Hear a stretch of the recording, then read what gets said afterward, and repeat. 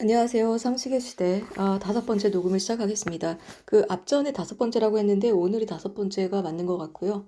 네. PPT 말고 그냥 원래 하던 대로 오늘은 그냥 읽으면서 우리 빨리빨리 진도를 나가도록 하겠습니다. 첫 번째, 넷플릭스 증후군입니다. 넷플릭스 이용자가 컨텐츠 선정에 이제 시간을 많이 쓰는 건데요. 우리도 이제 클리킹이라고 해갖고, 이제 리모컨을 들고 어디 볼까 많이 시간을 들이잖아요. 그것처럼 넷플릭스라는 프로그램을 볼 때, 이제 고민을 한다는 거죠. 넷플릭스를 틀어놓고 어떤 영상을 봐야 할지 몰라 고민만 하다가 결국 아무것도 보지 못하는 현상입니다. 넷플릭스 증후군에 걸린 이들은 넷플릭스가 제공하는 오리지널 콘텐츠, 영화, 드라마 등 방대한 콘텐츠의 양에 시청할 작품을 쉽게 결정하지 못하고 예고편과 줄거리만 찾아보다가 시간을 모두 허비하고 만다. 뭐 이런 증후군, 어제 배웠죠? 신드롬입니다. 콘텐츠를 겨우 선택해 재생해도 제대로 집중하지 못하고 다시 작품 목록을 살피는 모습 또한 증후군에 걸린 이들의 특징이다. 예전에 우리 MBC에서 아니면 KBS에서 나오는 뭐 주말의 극장 뭐 이런 거 나올 때는 오히려 우리가 몰입감이 훨씬 좋은데 이렇게 언제든 뭔가 볼 수 있다라고 다양한 프로그램 메뉴가 있으니까 오히려 보다 많은 그런 현상이 있는 것 같습니다. 2021년 1월 넷플릭스는 넷플릭스 증후군에 걸린 이들을 위해 알고리즘을 이용한 작품 추천 서비스를 시작합니다. 우리가 보통 유튜브 같은 거 보면 이 사람이 뭘 좋아하는지 이런 것들을 판단해서 어떤 플랫폼에 프로그램을 띄우는 것처럼 컨텐츠를 띄우는 것처럼 넷플릭스 측에서도 그런 걸 같이 했다 이겁니다. 그래서 넷플릭스 증후군은 어떤 거 볼까 하다가 시간을 들이는 현상이라고 할 수 있다. 다음은 에드워드 호프입니다. 코로나19 시대에 다시 떠오른 화가, 이거 다시 떠오르다는 거는 이미 유명했던 사람인데 굉장히 유행을 했습니다. 아마 여러분들 아주 직선으로 가로로 길게 그은 직선, 그리고 문이 열린 창가, 그 다음에 창밖에 바다, 하늘, 뭐 이런, 그 다음에 무표정한 인물들, 이런 것들 아마 아시고 있을 거라고 생각을 합니다. 꽤 유명하고 작품이 유명해졌어요. 1882년 출생이 1967년 사망한 미국의 대표적인 사실주의 화가입니다. 그의 작품은 도시민들이 느끼는 고독감과 절망감을 잘 표현하고 있습니다.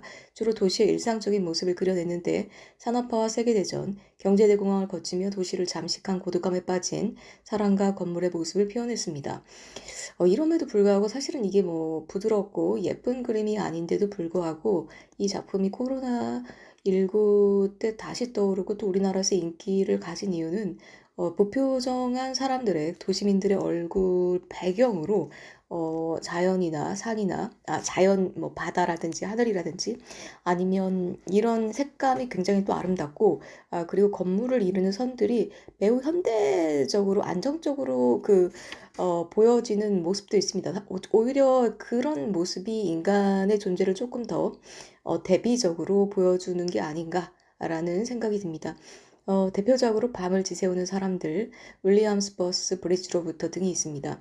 최근 전 세계 코로나19로 인한 사회활동 위축으로 우울감과 공포감을 느끼는 이들이 많아졌고, 이 때문에 코로나로 생긴 우울을 뜻하는 원래 뒤에 우울은 먼데이 블루 그러는 것처럼 우울은 블루입니다. 코로나 블루라는 신조어가 등장한 상황입니다. 이러한 현실에서 도시인의 고독감과 쓸쓸한 내면을 잘 표현한 에드워드 호퍼의 그림이 소셜미디어 등에서 화제가 되기도 했습니다. 다음은 작품 미나리입니다.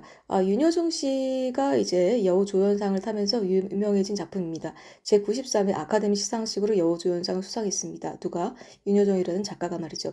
미나리는 2020년 미국에서 개봉한 드라마 장르의 영화로 정의삭이 감독했고 각본을 썼습니다. 미국 아칸소주로 이주한 한인 가정의 이야기를 그리고 있으며 정의삭 감독의 자전적 경험을 토대로 했습니다. 그러니까 이제 미국에서 아카데미 시상식에서 여우조연상을 받았는데 한인 출신의 미국인 감독이 실제로 본인이 겪었던 일을 즉 작품을 쓰고 그다음에 본인이 직접 영화 감독을 했고 본인의 자전적인 작품이기 때문에 몰입감도 있고 그리고 또 미국 사회에서는 또 이런 다문화에 관련된 이슈를 지성인들 사이에서는 매우 뭐라고 해야 돼 소중한 그런 자산으로 생각하는 것이 이제 수상에도 영향을 끼쳤을 거라고 생각을 합니다.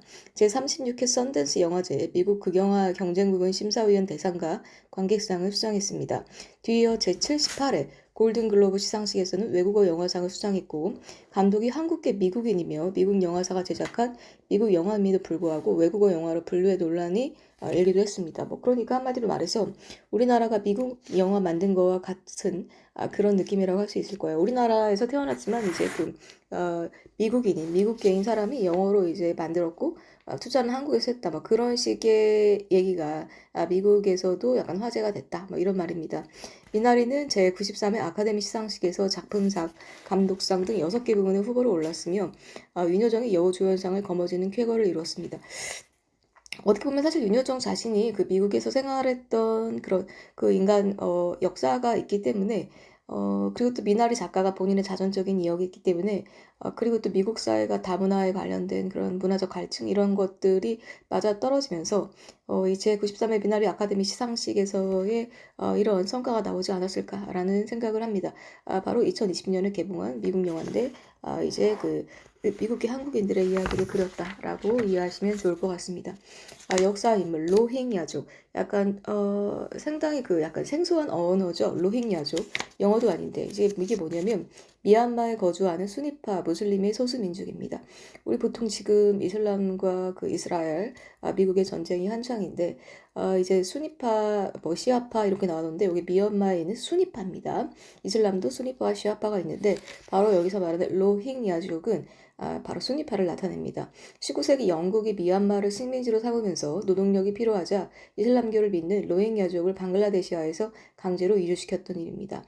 당시 영국은 로힝야족을 중간 지배층으로 삼고 버마족을 천대했는데 이로 인해 두 민족 사이에서 계층 종교적 갈등이 발생했다.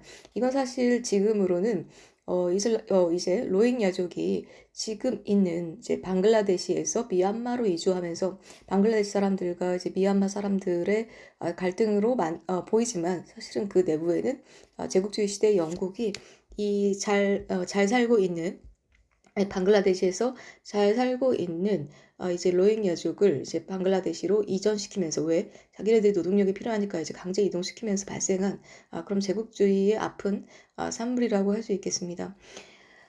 미얀마 정부는 이러한 이유로 영국으로부터 해방한 1948년부터 로힝야족을 박해해왔습니다. 어쩌면 당연한 거라고 할 수 있겠죠. 뭐 역사적인 그런 응어리 같은 게 있었겠죠. 시민권 불허, 불교 개종 강요뿐 아니라 의료와 교육 등의 기본적인 혜택도 제공하지 않았습니다. 그러니까 이제 미얀마는 불교인데 이 사람들은 이제 이제 이제 강제로 넘어오면서 종교를 이제 뭐 개종을 해라 뭐 이런 식으로 이제 강요를 받을 수밖에 없었고 당연히 이런 종교에 관련된 것은 갈등으로 이루어졌다. 어디 방글라데시에 살고 있는 미얀마 사람들의 이야기입니다. 유엔은 로힝야족을 세계에서 가장 박해받은 소수 민족으로 정의했습니다. 한편 미얀마는 68%의 버마인 외에 샤인, 카레인 등 135개국의 민족으로 구성되었습니다. 우리가 알고 있기로는 방글라데시 굉장히 가난한 나라라고 생각을 했는데 그런 가난한 그 내면에는 이렇게 아주 135개국이라는 다양한 민족 구성원 그리고 영국의 제국주의 결과로 어, 이전을 한 미얀마라는 나라로 이전을 한 이 바로 로힝야족과 같은 그런 어려운 내용이가 있었다. 방글라데시도 가난하지만 이 160 헷갈리시면 안 됩니다. 방글라데시에서 미얀마로 이주를 했다. 그리고 이 이주한 것처럼 이 방글라데시라는 나라는 원래 가난하지만 이 가난한 사람들이 미얀마에서 영국 사람들이 한 중간 계층으로 계급을 만들어주고 자신들이 필요한 일을 하니까 이런 식으로 미얀마의 사람들이 막 이주해 왔으니까 이 민족 자체, 미얀마라는 나라 자체가 굉장히 다민족이다. 그래서 135개나 된다. 미얀마도 역시 가난하고 힘든 나라다. 그리고 이런 가난하고 힘든 나라, 방글라데시든 미얀마든 여기에는 뭐 방글라데시 살아서 그 나라를 위해서 열심히 일한 게 아니고 힘센 나라 영국에 의해서 강제로 이동할 정도니까 이 나라가 얼마나 힘이 없고 가난한 것이냐에 대한 얘기고 그리고 미얀마도 이렇게 135개국의 다양한 민족들이 결합된 제국주의 아픔 여러 가지 국가적인 배경이 있다 이런 얘기를 드리겠습니다. 네, 어쨌든 가장 박해받는 민족이다라고 유엔에서 2020년에 선정을 했다라고 이해하시면 좋을 것 같습니다. 세상에 박해받는 민족은 많은데 로힝야족 그런 아픈 역사가 있다. 방글라데시의 불교 그 다음에 미얀마, 수니파, 무슬림, 소수민족 이렇게 생각하시면 좋을 것 같습니다. 계속 미얀마 얘기하겠습니다. 아웅산 수치라고 이름 들어보셨을 겁니다. 이분 젊었을 때 굉장히 이제 미인이라 이제 사진 아마 보셨을 텐데 어떤 이야기인지 보겠습니다. 그 미얀마의 국부라 불리는 아웅산 장군의 딸로 정치가이자 민주화 운동가라고 알려져 있습니다. 1991년 노벨평화상 수상자이기도 합니다. 영국에서 가정주부로 지내던 중 88년도에 미얀마로 귀국해 군사 통치에 반대하는 집회에 참여하면서 민주화 운동에 이제 뛰어들게 됐다고 합니다. 아까 말씀드린 것처럼 이제 미얀마라는 나라가 이제 영국이 제국주의 식민지 하던 나라였죠. 그러니까 이 여자는 그래서 좀 어느 정도 아까 말한 것처럼 국부의 딸이었잖아요. 영국에서 이제 유학도 하고, 영국에서 유학이 아니고 그냥 가정주부로 살다가 미얀마에 오면서 이제 민주화 운동에 뛰어든 케이스입니다. 미얀마의 이제 군부 독재 세력에 의해서 가택연금을 반복하던 수치는 2010년에 석방돼서 국회의원 보궐선거에 당선되었고 이후 대통령 자리에 오르지는 못했으나 외교부 장관과 국가고문으로 임명됐습니다. 그러나 한편으로는 실질적 지도자에 오른 후에 2017년 소수민족 로힝야족에 대한 군부의 집단 학살에 침묵했다는 이유로 국제사회의 거센 비판을 받기도 했습니다. 수치 고문은 2021년 2월 군부의 쿠데타로 인해 다시 가택연금됐고 공무상 비밀 엄수법 위반 등의 혐의를 받아 기소되기도 했습니다. 말년이 그렇게 아름답지 못했던 게 이분 그 민주화 투사로 노벨평화상까지 받았으면 아까 말한 그 미얀마 이제 방글라데시에서 강제로 이주한 영국인들에 의해서 박해받는 로힝야족에 대해서 뭐라고 말을 할 만도 한데 이제 하지 않았기 때문에 국제사회의 비판을 받기도 했다. 이제 이 말씀입니다. 이제 그다음에 백기환입니다. 우리가 이제 그 민중가요 중에 유명한 민중가요가 이제 임을 위한 행진곡이라는 노래가 있는데 그 노래의 이제 원작자입니다. 백기환 선생은 2021년 2월 15일 사망한 시민사회 운동가이자 통일운동가이며 통일문제연구소장을 지낸 인물입니다. 저항가요로 유명한, 우리는 보통 저항가요가 아니고 이제 민중가요라고 하죠. 임을 위한 행진곡의 원작자로도 잘 알려져 있습니다. 한국전쟁 이후 농민운동 등 사회운동에 전념하기 시작했습니다. 실향민 출신, 실향민, 북에서 오신 분이시죠. 그는 통일문제에도 관심이 많았고 1964년에는 한일운동 반대 투쟁에 참여하기도 했습니다. 그리고 또 이제 우리가 아는 그 장상곤매 노래도 민중가요 중에 하나인데 그 이야기, 장상곤매 이야기 등 소설과 수필을 쓴 작가이기도 합니다. 이제 사실 우리 뭐 정치나 이념을 떠나서 임을 위한 행진곡도 아름답고 장상곤매라는 민중가요도 이 소설을 백기환 선생님의 이 소설을 기반으로 만든 노래인데 가사가 매우 아름답죠. 그리고 굉장히 뭐라고 해야 될까? 삶에 대한 그런 그 투쟁 이런 것들이 고스란히 느껴집니다. 그런 뭐라고 할까? 그 고통을 이겨내고 더 인간으로서 더 높은 곳으로 자기 자신을 성취하고자 하는 그런 스토리가 잘 담긴 이야기라고 할 수 있겠습니다. 한편 고인을 떠나보내는 장례의 명칭은 백규환 소장이 임종전 마지막으로 적은 글귀인 노나매기로 정해졌습니다. 우리말인 노나매기는 너도 일하고 나도 일하고 그리하여 모두가 올바로 잘 사는 세상을 의미하기도 합니다. 그 뜻이 전해졌습니다. 그 노나매기, 이 뜻이 노나매기. 이제 사실 저도 이 뜻을 잘 몰랐는데 순 우리말이라고 합니다. 너도 일하고 나도 일하고 그리하여 모두가 올바로 잘 사는 세상. 백기환 선생님의 유언입니다. 그러니까 결국에는 우리가 잘 사는 나라는 누구나 일할 수 있는 나라라는 겁니다. 그러니까 놀지 말고 일하라라는 메시지이기도 한데 그만큼 삶에 있어서 노동이 가지는 가치가 굉장히 크다고 하는데 이분은 아시겠지만 거의 노선의 정신적인 지도자 같은 분이었는데 아이러니하게도 지금의 민주당의 모습과 정반대죠. 놀지 말고 이제 복지 쪽으로 복지 쪽으로 지원을 하는 그런 모습과 어쩌면 정반대 모습이라고 할 수도 있겠습니다. 네. 이걸 어떻게 해석해야 될지 모르겠지만 각자 생각을 해주시면 좋겠습니다. 오늘은 그냥 진도 빨리빨리 나가는 차원으로 조금 더 하겠습니다. 이제 노벨상에 대해서 얘기를 하겠습니다. 아까 우리가 그 노벨 평화상 아웅산 수치에 대해서 이야기를 했죠. 아웅산 수치가 가택연금을 당하면서 91년도에 이제 받기도 했는데 이 노벨상은 그러면 누가 어떻게 되는 거냐 좀 보겠습니다. 노벨상이라는 건 수상 부문이 생리의학상, 물리학상, 화학상, 경제학상, 문학상, 평화상 이렇게 나뉩니다. 우리나라가 이제 뭐 한강 작가가 수상을 하고 이제 김대중 대통령이 이제 평화상을 수상해서 결국에는 노벨 문학상과 평화상은 배출한 나라가 됐습니다. 하지만 우리 바로 옆 나라에 있는 일본은 생리의학상과 화학상 이런 과학 분야에서 굉장히 높은 성과를 낸 나라라고 할 수 있겠습니다. 굉장히 두 나라가 대비된다고 볼 수 있겠습니다. 그럼 주체는 누가 하냐? 두 나라가 동시에 합니다. 스웨덴 왕립 아카데미, 또 노르웨이 노벨위원회, 이렇게 보시면 됩니다. 시작 연도는 1901년입니다. 20세기 시작과 함께 거의 시작됐다고 생각하시면 좋을 것 같습니다. 시상식은 어디서 하냐? 바로 스웨덴 스톡홀름, 평화상만 노르웨이 오슬로에서 합니다. 시상식 일정은 매년 12월 10일입니다. 그래서 우리가 뭐 이때쯤 되면 이전에 이제 수상자가 발표되면서 굉장히 뜨겁죠, 열기가.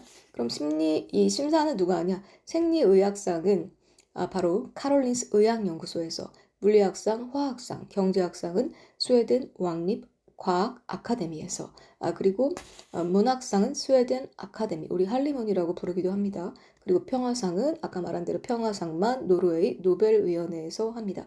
우리 어떻게 보면 우리가 평화상 수상자가 있기 때문에 뭐 노르웨이 오슬로 아니냐 이거 하나만 알겠지만 나머지는 오히려 스웨덴에서 하고 있다. 스웨덴 과학상 같은 경우에는 스웨덴 왕립과학 아카데미에서 시상을 하고, 문학상은 스웨덴 아카데미에서 한다. 그럼 이제 2020년도 지금 최근 것은 아니고 그래도 약간 시간차를 둬서 2020년도에 누가 받았는지 볼까요? 노벨 생리의학상은 바로 2020년 노벨 생리의학상은 하비오토 미국 국립보건원 부소장과 마이클 호턴 캐나다 알베타 대학 교수, 찰스 라이스 미국 록펠러 대학 교수 등이 3명이 선정됐습니다. 우리가 이렇게 한 번쯤 누가 받았나를 생각해 볼 필요가 있는 게, 어떤 구성원들이 받나. 여기 지금 보니까 국립보건원 수석이나 대학 교수가 받는데, 또 일본 같은 경우는 정말 기적이 일어나는 게, 일반 직장인이 받기도 한 나라니까. 그러니까 일본이 얼마나 특이하고 되게 어떻게 보면 대단한 나라인지 우리가 좀 이 부분에서 느낄 수가 있습니다. 하비 올터는 기존과 다른 바이러스가 간염을 유발할 수 있다는 사실을 발견했고, 마이클 호턴은 침팬지 혈액에서 DNA 조각을 찾아내 하비 홀터의 발견이 C형 감염 바이러스라는 사실을 밝혀내기도 했습니다. 찰스 라이스는 C형 감염 바이러스 내부 단백질 구조를 밝혀내 독성이 없는 치료제 개발에 성공했습니다. 이렇게 노벨 생리의학상, 우리 인류의 그런 생명과 아주 밀접한 관련이 있기 때문에 매우 중요한 상이라고 할 수 있겠습니다. 노벨 물리학상 볼까요?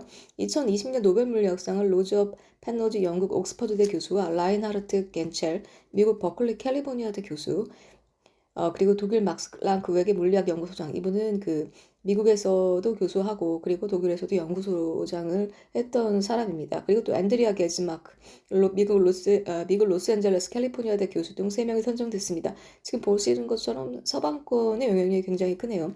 노벨위원회는 펠러즈 교수는 블랙홀 형성의 일반 상대성 이론에 강력한 증거임을 규명했고, 젠첼 수장과 게즈 교수는 우리 은하 중심에 있는 거대 질량 소행 물체 연구에 새로운 지평을 열었다고 선정 이유를 밝혔다. 우리 물리 시간에 위치 에너지 배우고 운동 에너지 배웠잖아요. 그거 다 이제 우리 우주 공간과 연관이 돼 있듯이, 노벨 물리학상 수상하신 분들은 블랙홀 이런 것들, 약간 우리 우주 이런 공간과 관련이 있는 분이 수상을 했다. 앤드리아 게즈, 이분 같은 경우에는 이제 캘리포니아대 교수인데 이분은 여자입니다. 네, 과학상 수상자 중에 지금 제가 흔하게 보지 않는 여자분이기 때문에 말씀을 드렸습니다.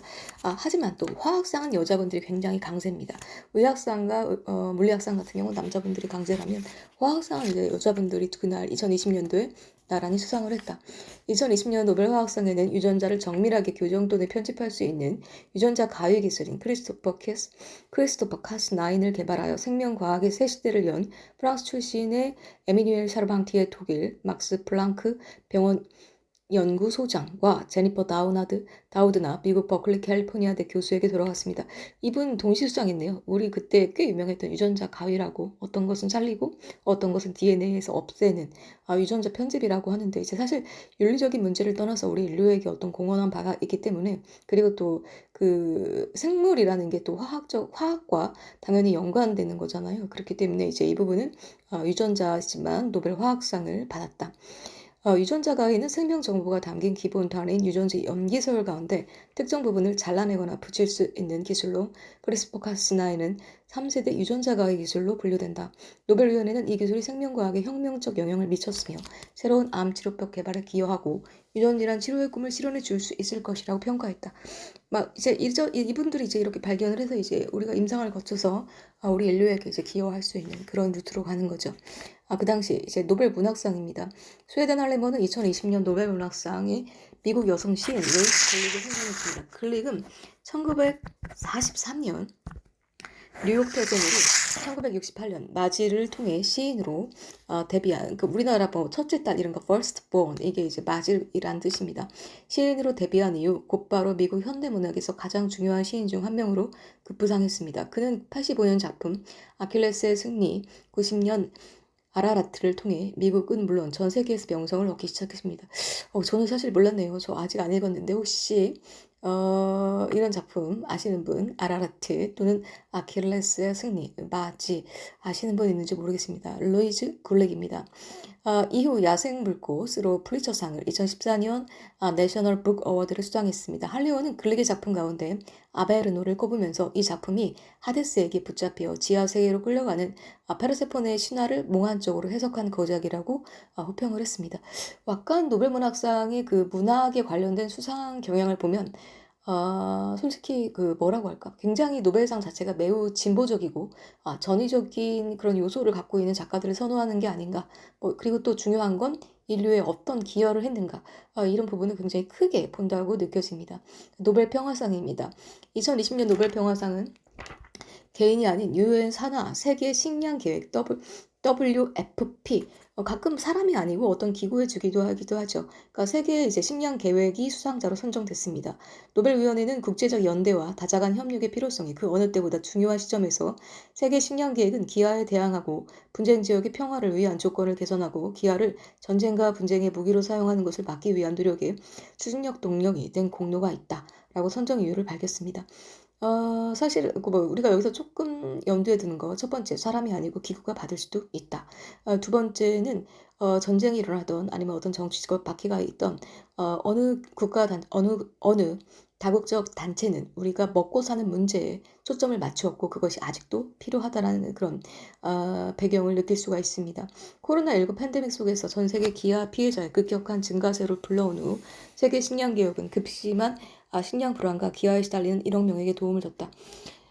지구 인구 중에 1억 명이나 지금 이렇게 기아에 시달리고 있다라는 건 좀 우리가 생각해 볼, 뭐가 있을까? 생각해 볼 여지가 있다라고 말씀을 드릴 수 있겠습니다. 노벨 경제학상, 20년 노벨 경제학상은 새 경매 방식을 발명한 폴 밀그럼과 로버트 윌스 미국 스탠버드대 교수가 수상자로 선정됐습니다. 두 학자는 경매가 어떻게 작동하는지 응찰자들이 왜 특정한 방식으로 행동하는지 명확히 했을 뿐만 아니라 이 같은 이론적 발견은 라디오 주파수나 공항에서 특정 시간 동안 항공기가 이착륙할 수 있는 권리 등 전통적인 방법으로 팔기 어려운 상품과 서비스 판매를 위한 완전히 새로운 경매 방식을 개발하는 데 활용됐습니다. 2020년의 노벨 경제학상은 경매 관련된 심리 그리고 경매의 새로운 방식을 발견한 사람들이 수상하게 됐다. 노벨 경제학상 누가 받나 했더니 바로 이런 분들이 받는다라고 아시면 좋을 것 같습니다. 노벨위원회는 경매는 어디에서든 벌어지고 우리 일상생활에 영향을 준다면서 베그린과 위스는 경매 이론을 개선했고 새 경매 형태를 발명해 전 세계 매도자와 매수자, 납세자에게 혜택을 줬다고 설명했습니다. 인류에 무슨 공헌을 했나? 사실 2020년도뿐만 아니라 제가 봤을 때는 노벨 경제학상, 생리학상, 물리학상 이런 특히 경제학상이 매년도에 어떤 분들이 탔나 그리고 이 사람들이 공헌한 게 무엇인가를 따져보면 좀 도움이 되지 않을까 생활에 그런 생각이 듭니다. 빨리빨리 넘어가기로 했기 때문에 좀 스피드를 내겠습니다. 오늘 라스트로 할 거는 바로 세계 3대 영화제입니다. 하나 더 있네요. 예, 세계 3대 영화제가 뭐냐? 여기저기 많이 들었지만 첫 번째 1번 베니스 영화제, 2번 칸 영화제, 3번 베를린 영화제. 우리는 이걸 세계 3대 영화제라고 한다. 첫 번째 베니스 영화제. 그 이름에서 아는 것처럼 여기서 베니스 하면 도시 이름이 그 도시와 연관이 있다라고 생각을 하면 좋을 것 같은데 그렇다고 베니스가 아니고 개최 장소는 베니스라는 말이 떠오르는 어느 나라 같아요. 이탈리아입니다. 바로 이탈리아 베네치아 같이 배로 기억하시면 좋겠습니다. 개최 장소는 이탈리아 베네치아입니다.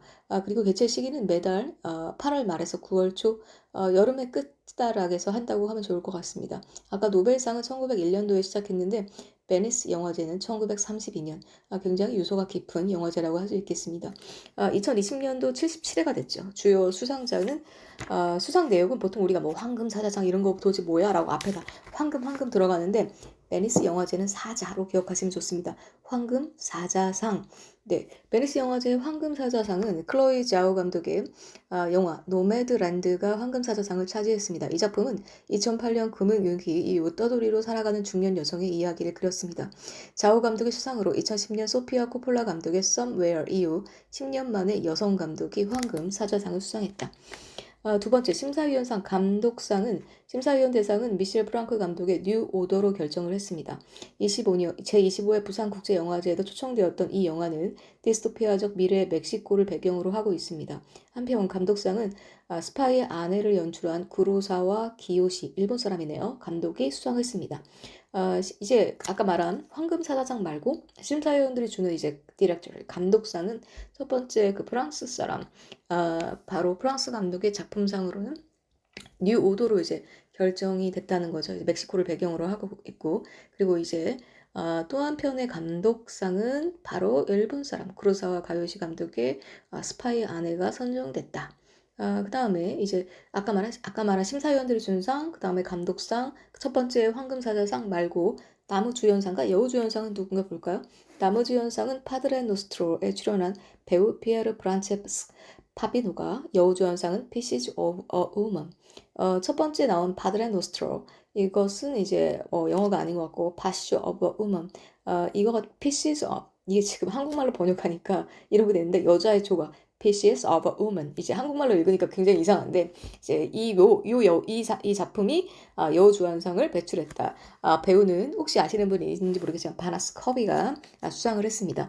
이제 베니스 영화제 이탈리아에서 한다. 이제 기억을 하시면 좋고 황금사자상이다. 이제 기억하시면 좋습니다. 그리고 두 번째, 왜냐하면 심사위원 감독상이나 나무주연, 여우주연은 다 똑같은데 이름은 앞에 황금은 다 들어가. 그런데 내용이 다 달라. 베니스 영화제는 사자. 그럼 칸은 뭘까요? 황금 종려상입니다.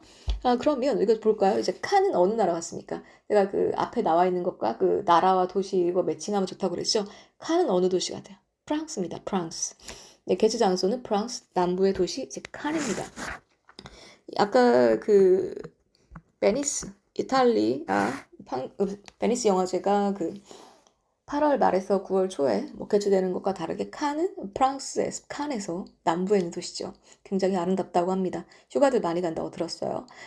여기 칸 같은 경우에는 매년 5월 달에 시작님들은 46년, 베니스 영화제보다는 조금 13년 늦게 시작이 됐네요. 14년 늦게 시작이 됐네요. 70의 주요 부문 수상 내용, 이때 이제 20년도 2019년 수상작을 보겠습니다. 이 칸 영화제 같은 경우에는 2020년에는 코로나19 때문에 아예 이제 개최를 안 했어요. 이때 제가 이제 런던에서 놀랍게 본 그 포스터가 바로 이제 칸 영화제의 이제 황금 종려상인 우리나라 작품의 봉준호 감독의 기생충입니다. 기생충이 이제 전원 백수인 기택내 장남 기우가 박사장 내 고액과의 선생이 되면서 일어나는 예기치 못한 사건을 다루는 블랙 코미디입니다. 가난한 가족과 이런 걸 이제 블랙 코미디라고 하는 겁니다. 우리가 어쨌든 간에 뭐라고 해야 되나 굉장히 잔인한 이야기지만 웃을 수밖에 없는 그런 상황입니다.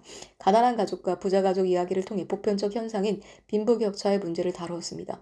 경쟁 부문 심사위원장인 알레한드로 곤잘레스 이냐리투 감독은 시상식 직후 열린 기자회견에서 기상충에 대해 재미있고 유머러스하며 따뜻한 영화라고 평했습니다.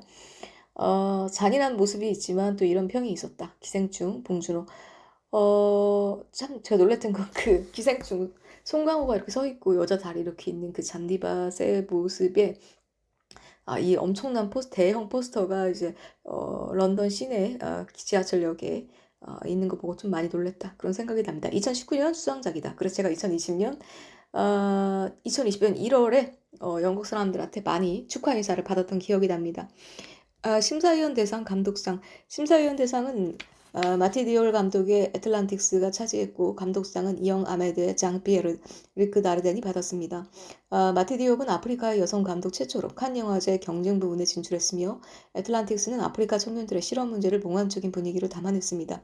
영 아메드는 자신이 믿는 종교의 극단주의자들로부터 선생님을 살해하는 명령을 받은 13세 소녀의 이야기입니다.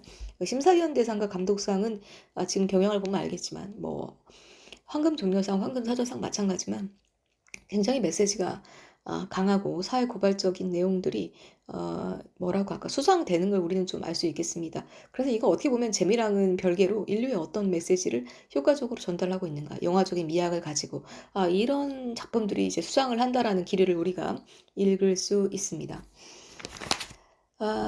뭐 이런 것들, 뭐 애틀란틱스 같은 경우는 뭐 청년들, 아프리카 청년들의 뭐 실업 문제라든지, 그리고 영 아메드는 뭐 종교 문제 이런 부분이니까 그렇게 충분히 생각을 할 수 있을 것 같습니다.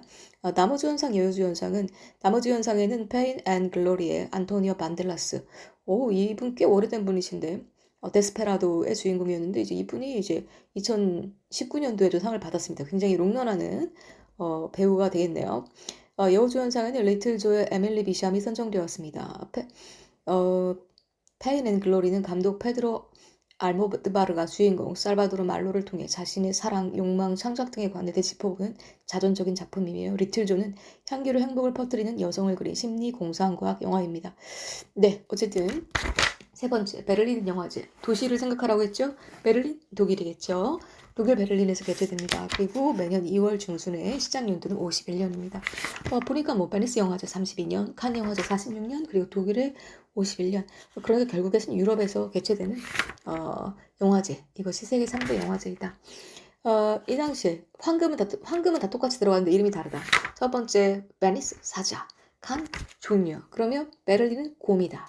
그러면 71회 2021년도에 주요 부문 수상 내용을 보겠습니다. 황금 곰상, 제우스 작품상인 황금 곰상은 루마니아 출신 라드주드 감독의 배드럭 뱅잉 5월 루니폰이 수상했습니다. 남편과의 은밀한 개인 동영상이 인터넷에 유출되면서 사회적 편견과 맞닥뜨리게 된 고등학교 교사의 이야기를 담은 코미디 영화입니다. 코로나19의 시대상을 반영하여 배우들의 마스크를 쓴 채 연기한 걸로 화제를 모으기도 했습니다. 여러 가지 생각을 하게 되네요. 네, 이런 게 이제 영화로 이제 소비되는 그런 시대가 됐습니다. 네, 다른 말은 생략하겠습니다. 심사위원 대상 각본상입니다. 은곰상. 여기는 이제 심사위원 대상 이름을 이제 은곰상이라고 제일 최우 작품을 이제 황금곰상, 심사위원 대상은 은곰상. 하마가치 류스케 감독이 연출한 휠 오브 포춘 애드 판타지가 수상됐고 은검상 각본상은 홍상수 감독의 인트로덕션이 돌아갔습니다. 휠 오브 포춘 여기 보니까 베를린 영화제 제3대 영화제이죠. 여기 심사위원 대상은 일본 사람, 각본상은 한국 사람이 나란히 수상을 했네요. 굉장히 말 그대로 세계 3대 영화제인데 이 일본도 보니까 뭐 심사위원 대상, 뭐 감독상 꾸준히 지금 우리가 여기 지금 보니까 세계 3대 영화제에서 지금 이름을 올린 게 봉준호 감독의 황금 종려상 이거 하나 있는데 일본 같은 경우에는 감독상이랑 심사위원 대상이랑 받았네요. 네, 어찌됐든 얘기를 좀 하다 보면 인트로덕션은 이제 그 세계의 단락을 통해서 주인공인 청년이 각각 아버지, 연인, 어머니를 찾아가는 여정을 다뤘다. 되게 인간적인 얘기네요. 성장소설 같은 그런 영화입니다. 홍상수 감독은 2020년 도망친 여자로 감독상에 오른 데 이어 2년 연속 수상의 영광을 안았다. 독일 사람들이 좀 좋아하는 그런 감독이 또 홍상수 감독이 아닌가 싶습니다. 참 이게 홍상수 감독 얘기는 네, 어찌됐든 그렇습니다. 인트로덕션, 네, 그리고 Wheel of Fortune and Fantasy, 이것은 일본 사람, 그리고 인트로덕션, 이것은 홍상수 한국 사람. 네, 여러 생각을 하게 하네요. 네, 조연상입니다. 2021년 시상식부터 남녀의 구분 없이, 이거 베를린에서는 남녀 구분 없이 하게 되네요. 논 바이너리, 이런 식으로 수상을 한다고 합니다. 구분 없이 주연상을 시상하며 조연상 부분이 신설되었다. 그러니까 남녀 주연상, 이게 아니고 주연상, 조연상, 남녀 구분 없이 수상하겠다. 이렇게 된 거죠. 언제부터? 2021년부터. 어디가? 베를린. 독일이 좀 이런 거는, 뭐라고 해야 되나? 좀 약간 PC라고 표현하기보다, 약간 어떻든 간에 네 그렇게 됐다. 이렇게 뭐라고 제가 뭐 진보적이다 이런 말을 하기에는 그 사상적 스펙트럼이 넓기 때문에 각자 판단해 주시면 좋을 것 같습니다. 주연상은 I'm Your Man의 마렌 아게트가, 주연상은 First I See You Everywhere의 렐러 키즈 렌게르가 수상을 했습니다. 결과적으로 여자 두 분이 수상을 하게 됐네요. 네, 이제 부커상, 우리 이제 사실 부커상, 이때 부커상 우리 들어보셨나요? 이제 부커라는 거는 이제 영어입니다. 북, 거기다 ER. 네, 사실 영어기 때문에 이제 뭐 꼭 영국은 아니겠지만 이 상은 영국에서 주어지는 상입니다. 선정대상, 부커상은 영어로 창작되어 영국에서 출판된 책을 주는 게 이제 부커상이고요. 부커 인터내셔널은 영어로 번역돼서 영국에 출간된 책 중에 하나. 그러니까 이제 어떻게 표현해야 되나? 영어로 번역돼서 이제 영국에서 이제 아예 영어로 쓰여진 책 있잖아요. 그거는 이제 북커상이 되고, 원래 영어로 쓴 책이 아닌데 영국 사람들이 이제 번역해갖고 영국에서 출간된 책은 인터내셔널, 이제 번역된 책은 북커 인터내셔널, 이렇게 이해하시면 좋을 것 같습니다. 사실 북커 인터내셔널은 뭐 작가보다 어떻게 보면은 번역한 사람 이 받는 게 맞지 않나. 왜냐면 똑같은 말도 어떻게 번역하냐에 따라서 소설의 그레이드가 완전 달라지기 때문에, 작품의 그레이드가 달라지기 때문에, 사실 북커상은 이제 작가상 외에 북커 인터내셔널은 사실은 번역가에게 주는 게 맞지 않나라는, 뭐 저는 그렇게 생각을 합니다. 네, 주최 기관은 영국 북커상 재단이고요. 개최 장소는 영국 런던입니다. 그리고 개최 시기는 매년 5월, 북커 인터내셔널 매년 10월. 그 시작 연도는 2005년부터 북커 인터내셔널이 라고 해서 상을 주기 시작을 했다. 아까 말한 그 번역된 책. 그리고 북커상은 원래 있었다. 69년부터. 이제는 영국에서 상을 주는데, 우리 있잖아. 딴 나라 말로 번역돼 갖고 이제 딴 나라 말로 쓰여졌는데 영어로 번역된 그런 작품에도 상을 주기 시작하자. 그래서 약간 그 런던이라는 거는 50%가 이제 딴 나라에서 온 사람들이에요. 굉장히 국제 도시예요. 또 그런 의미로 취업할 때도 외국인들을 뭐 취업시키면 그 기업에 약간 뭐 이제 뭐 복지적인 혜택을 준다든가 뭐 그런 게 있어요. 그런 흐름을 타서 이제 북카 인터내셔널도 2005년도에 만들어졌다. 그래서 2020년 부커상은 소설 셔기 베인을 쓴 더글라스 스튜어트가 수상을 했습니다. 스튜어트는 미국 뉴욕의 패션 디자이너 출신으로, 셔기 베인은 그의 첫 작품입니다. 첫 작품이 또 부커상을 수상했다? 그리고 이 사람 미국 사람이니까 이제 영어적 장벽은 없었겠네요. 이 작품은 그의 자전적인 이야기를 담았으며, 고향인 스코틀랜드 글래스고를 배경으로 주인공 셔기와 알코올 중독에 빠진 어머니에 대한 내용을 그렸습니다. 스코틀랜드 노동자들의 삶을 잘 그려냈고, 궁핍과 가정에서 자라난 아이가 성장하며 자신의 정체성을 찾는 줄거리를 띠고 있습니다. 기회가 되시는 분은 스코틀랜드를 좀 공부하시면 좋을 게, 약간 그러니까 우리나라처럼 한이 맺힌 그런 민족적 배경이 있습니다. 2020년 부커 인터내셔널상은 소설 전역에 불편을 지은 작가 마리코 리카솔라이 네펠트와 이를 번역한 미셸 허치슨이 수상했습니다. 본작품 또한 라이 네펠트의 데뷔작이며, 데뷔작들한테 상을 준다는 거는 뭐랄까, 우리나라 같으면 관록에 있는 작가들이 거대상을 받는, 물론 신인상도 있지만 신인들이 정말 그 본 궤도에 오른 상들을 많이 받네요. 예, 문학상으로. 이를 번역한 미셸 허친슨이 수상했습니다. 본 작품 또한 아까 말씀드린 것처럼 라이네 팔티의 데뷔작이며, 네덜란드 시골 마을에서 사는 소녀와 그녀의 가족에게 벌어지는 사건들을 그렸습니다. 한마디로 그 영국의 번역가들이 신인 작가들의 작품을 잘 선정해서 젊은 작가들이 이제 영국 내에서 활동할 수 있는 기반을 좀 만들어주는 게 아닌가 싶습니다. 네, 오늘 꽤 많이 했습니다. 오늘 여기까지 하겠습니다. 감사합니다.